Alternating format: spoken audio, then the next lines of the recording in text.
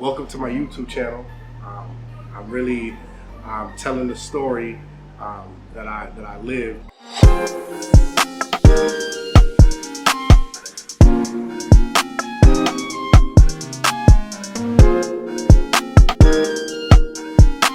What is the name of your YouTube channel and what made you decide to launch this?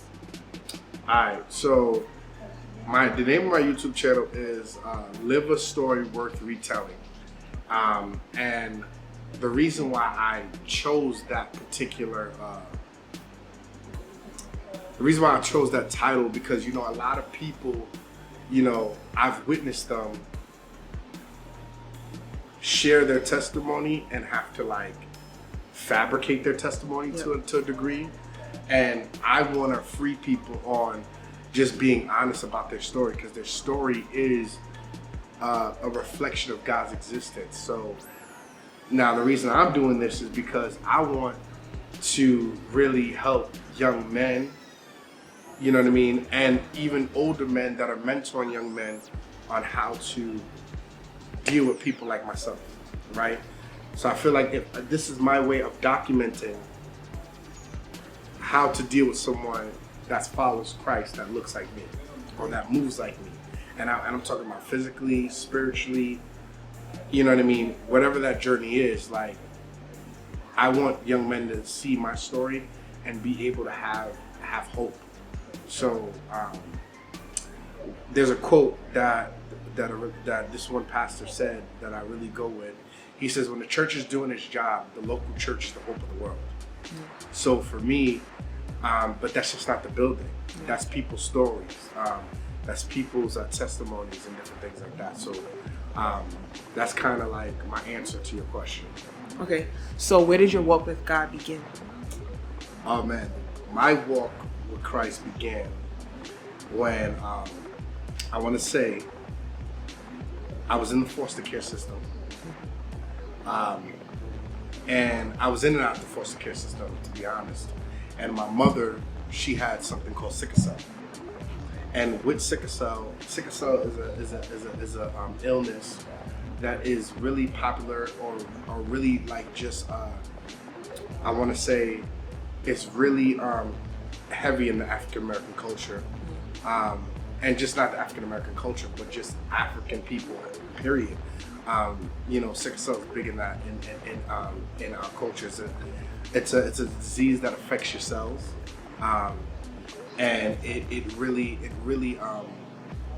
took my mom for the worse. So I was dealing with that, and my mom didn't really have support in her family, as far as, because unfortunately my mom had me not being married, you know what I mean? So she didn't really have support from her family, which is why I was even in the foster care system to begin with.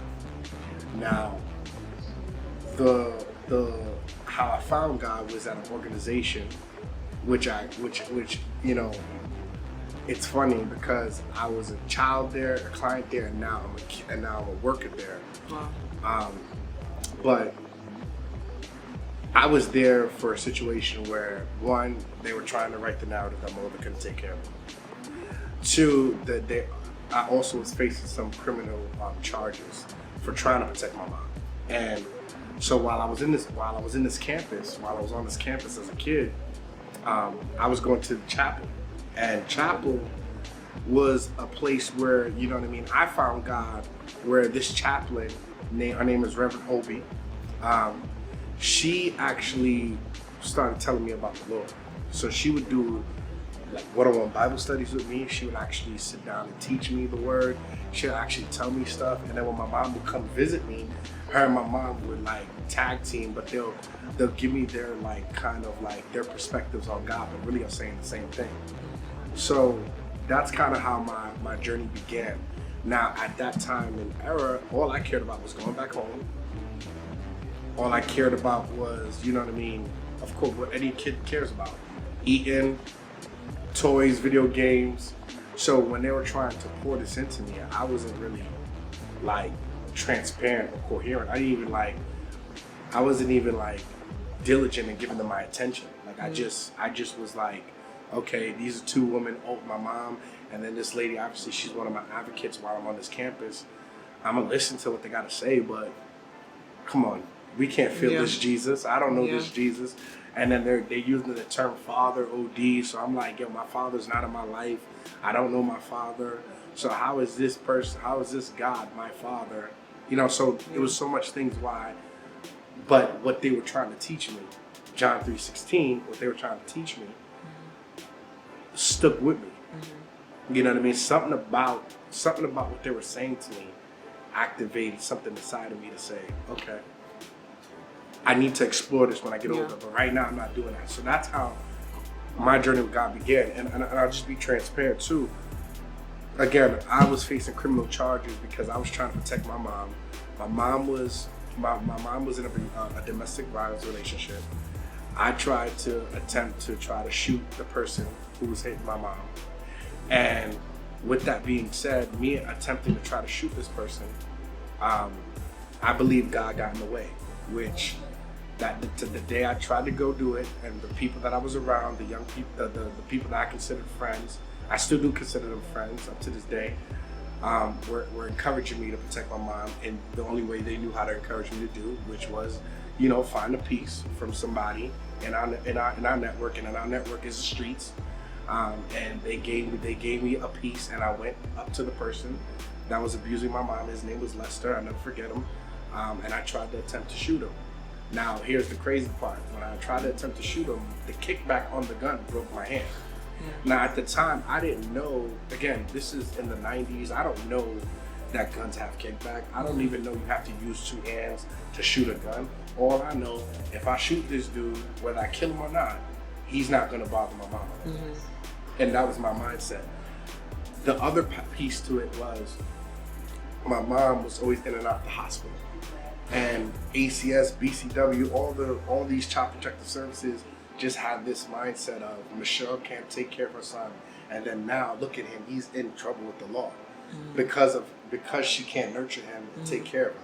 So I'm discovering God in all this turmoil and all this mess, and that's usually when God shows up. But that's how it happened for me. So what was the turning point? Like, when did you start to take, I guess, God serious? So I want to say, when I was in the foster care system, there was these two distinct people. There were a couple. They were friends of my mom, but they met my mom so uniquely, which they are my godparents / adopted parents, right? So when I was in the system, the narrative was, we can't release Sidney back to his mom. That's what the government kept trying to do. And back in the 90s, early 2000s, child welfare didn't keep families together. Now child welfare is doing more of a due diligent job of trying to, if you have an aunt, instead of us putting you with an adopted parent, we'll put you with that aunt. Make your aunt an adopted parent, and we'll pay your aunt, and we'll pay you, and make sure y'all walk through life until you get to a certain point to take care of yourself. But back then it was, she can't take care of him. We need numbers, we need a case. And it was all about the numbers in the census. It wasn't about the family and serving the family and the child. So for me, when these two people came into my life and said they'll be present in my life, right, as family, the husband name is Marcos Carr, and his wife, his name is Shelly Hartman Carr. And they came into my life, me and my mom's life, and they rescued me out of the foster care system. So, and a lot of that, I took God a little bit serious with that, because I was trying everything under the sun. Like I was picking up ladybugs, blowing it out, making a wish and then blowing it. I was on Christmas, I was praying to Santa Claus. I mean, I did everything, bro. Anything you could think of. But when I prayed with Reverend Hobie, and Reverend Hobie is a big-time theologian / minister in the Catholic Church. She also is really big in an organization for young people called Young Life. Children's Village was just another stop in her calling, but she prayed with me, and she said, God is going to send help for you and your mom. She said those words to me. And when she said those words to me, I really began to say, okay, Jesus is real. And that's when the the interest became serious. The turning around piece happened with a series of events that were happening in my life leading up to me being 16, right? So again, I'm out the foster care system. I'm with my mom. My godparents are in my life. They're actually financially they're giving me their financial support, spiritual support, everything. My mom is literally not working, but they're taking care of us like as if we're part of it. Like they're literally paying our rent, and we didn't live in no cheap place. We lived in Parkchester. That's in the Bronx. So we live in Parkchester condominiums, and you know, a lot of people joke about Parkchester like it's a fancy ghetto, or places like Co-op City Apartments. They joke about that, say it's a fancy ghetto, but it's really an expensive, really expensive place to live. And I never forget, I was living there, and they were funding all that. You know, they bought an apartment in my name, me and my mom's name, and they funded the whole situation. And they really were diligent in my life, and they kept the interest of me wanting, because I'm like, yo, how are two people that are not even from my culture, look totally different than me, white people, deciding to take me and my mom on like we're blood. And up to this day, even down to when I got married, my godfather funded me to come where I live at now. He basically helped me. He basically funded the me getting my apartment. Although I had money to fund myself, that was his way of saying, I still believe in you, and I'm happy that you're trying to live in the kingdom way. But when I was seeing that consistent support of love, right? And then I was in high school, right? And my mother still couldn't nurture me like how she wanted to. Like my mother was consistent, but there was that gap of being sick. You know, sickle cell is a chronic illness that it's hard to overcome, especially if you don't have the support. Like my mother didn't have resources and good treatments to get the support she needed. Also, she wasn't a citizen of the country. The only reason why the country or the embassy wasn't tried to deport her because I was born here. Oh, wow. You know, I was born in Brooklyn, so it was one of them. It was like, yo, we can't deport her. And child welfare, you know what I mean? It was so crazy that our story reached the New York Times at one point in time. But why she can't get help and why she can't get services for medical care and all that. But in high school, I took a wrong turn. So I started joining the gang, right? Because my thing was, we don't got support of our family. I'm yearning for family. My father's not in my life. My godparents are in my life, but they got their own life as well. They don't live in the Bronx. Yeah. So, you know what I mean? I live in the Bronx. So it was one of those things where I joined a gang. You know what I mean? I joined a gang called the Bloods. I started selling drugs because in my mind, my psyche was, if my godparents pull out today or tomorrow, who's gonna take care of me and my mom? So I started doing that type of stuff, and they already knew what I was on. They just couldn't prove it because there was many channels I went through to make sure they couldn't catch me up or say, yo, bro, we know you're selling drugs. So at 12 or 13 years old, you could get working papers. I went and got working papers through my middle school, transferred it over to high school. You know, I worked at 1,000,001 jobs. Like I was working at the Y, I was working at the Boys and Girls Club. There's something called Kids Bay.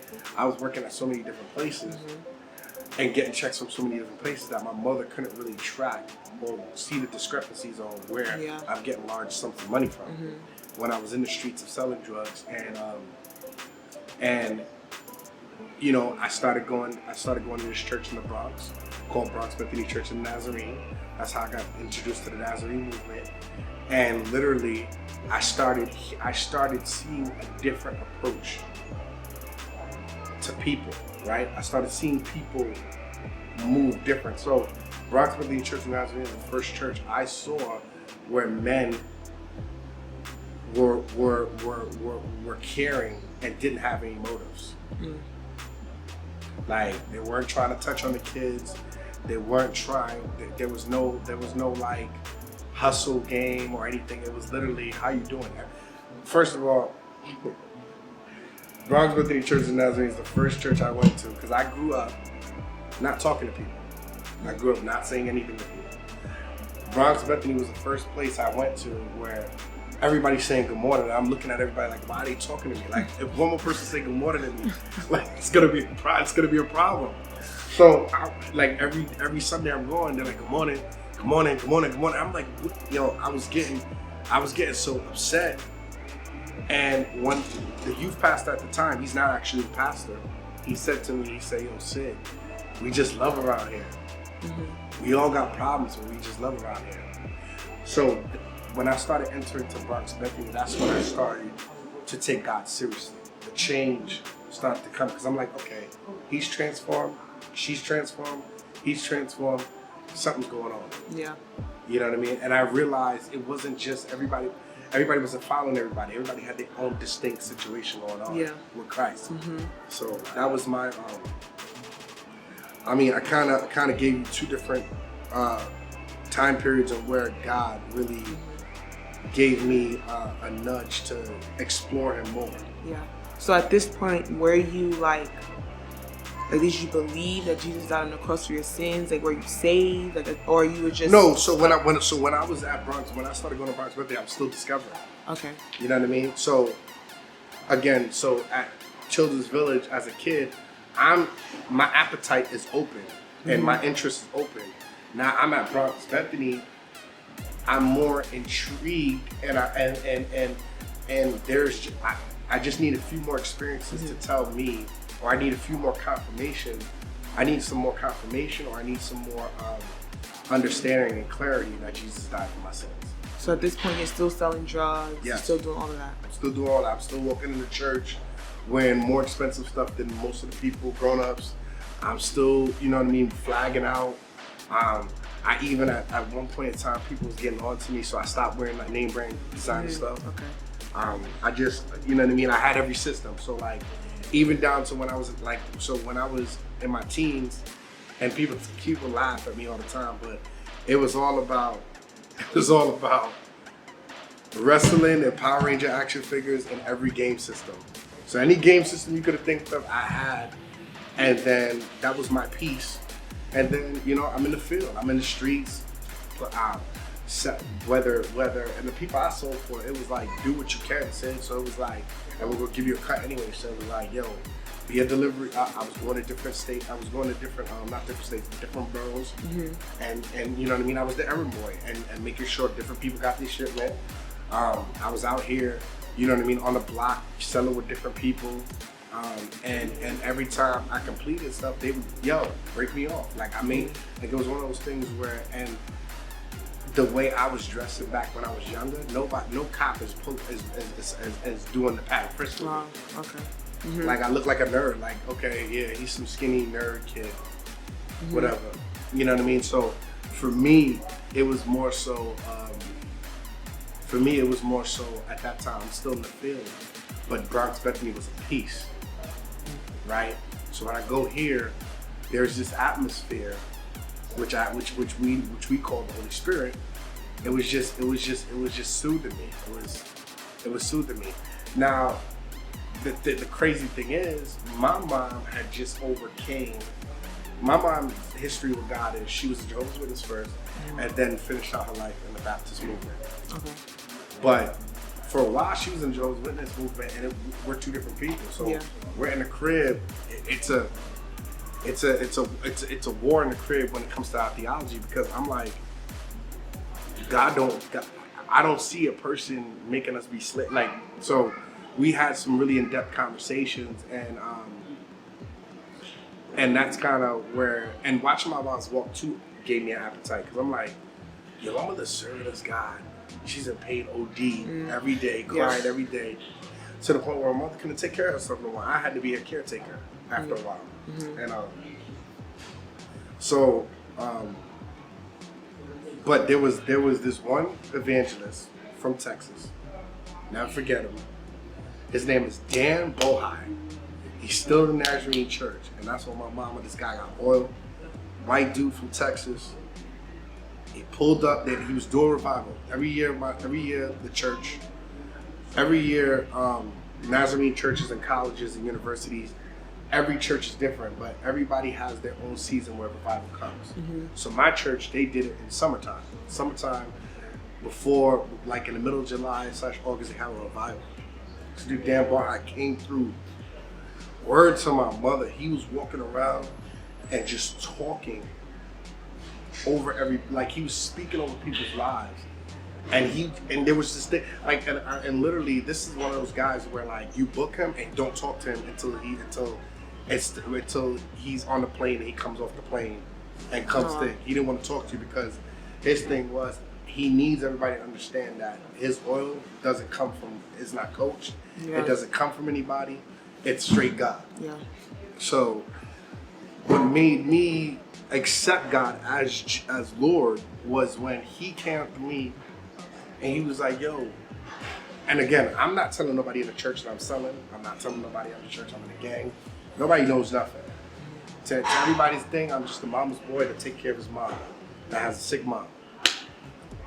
Dude came to me, he was like, yo, bro, when you just gonna give God, no, he didn't say bro, he said, hey man, he said you, and I'm looking around, he said, no, you.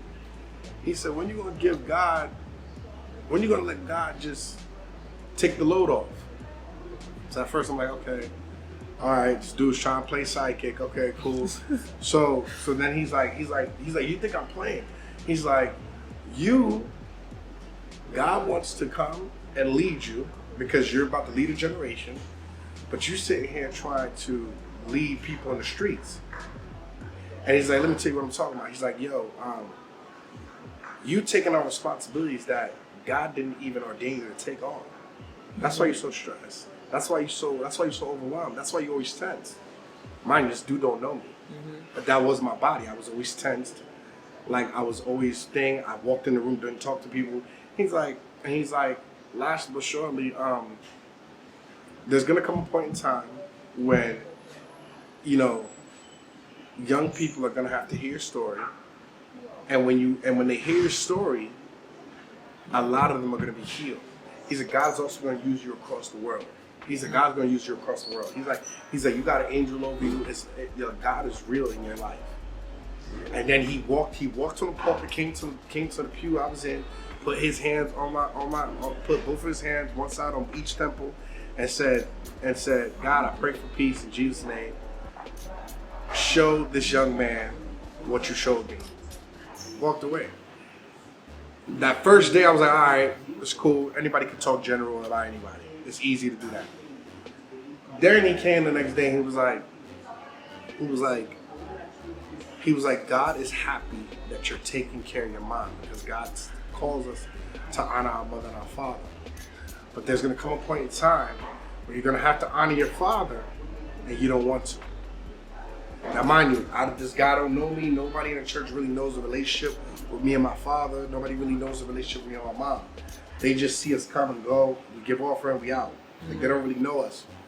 So that's what intrigued me to say, okay, Jesus is Lord. Because if Jesus could, it's got to be Jesus. Because even psychics can't even be on point like that. Yeah. Mm-hmm. So that was where I said, yo, I'm gonna accept him as Lord. And that year, later on that year in December, I decided to get baptized, publicly get baptized. Publicly got baptized, I publicly made it known. This is 2008, it's December 31st, 2008. I said, yo, I'm going to give Jesus Christ my full life, and you could do it. And literally, with that being said, I had to go in the streets. Yo, I'm not gangbanging no more. With that being said, the last couple of drop-offs I did when it came to drugs, I gave my cut in. I didn't even take my cut. I was like, yeah, you got that. I'm good. You know what I'm saying? People laughed at me like, yo, you bugging? You really get money out here? But I knew in my mind, eventually it's going to come to an end. Mm-hmm. So I decided to let that go. And then when it came to the streets, I thought I was going to get jumped for wanting to not be blood anymore. But the leader of the gang, which is called an OG, his testament and his orative was, yo, you like family. And his thing, and these are his words to me. Let's never forget, his name is G Murder. He's from the field. Him and this dude named Foo Banger from Brooklyn, New York.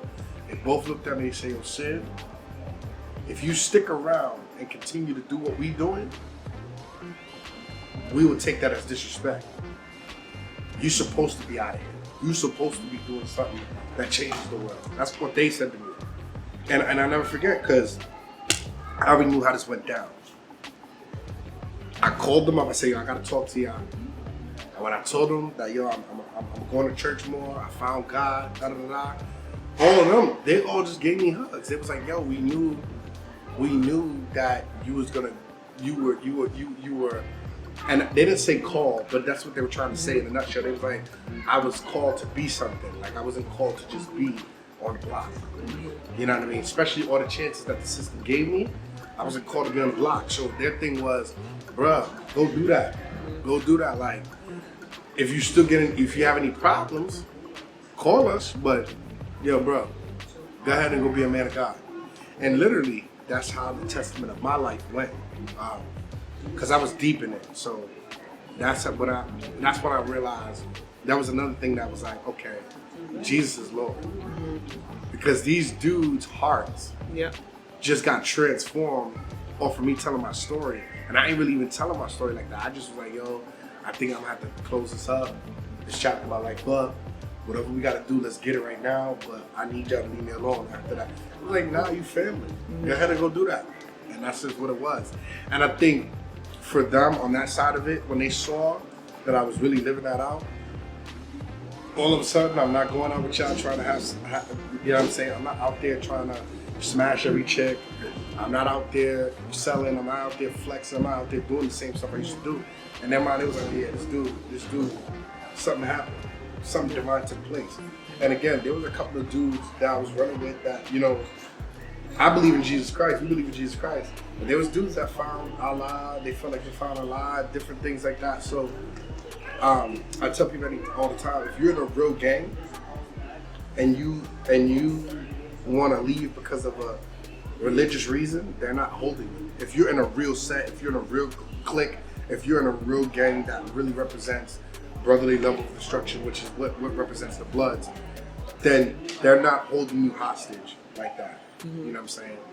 Type thing. So that's kind of my when I took God seriously. I was like, oh yeah, he's Lord. Yeah.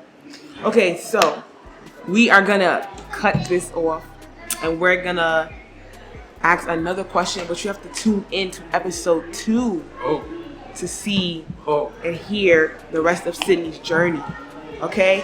Leave a like, comment, and make sure you subscribe. You have to subscribe, yo. You have to subscribe. For real. Thank y'all for tuning in.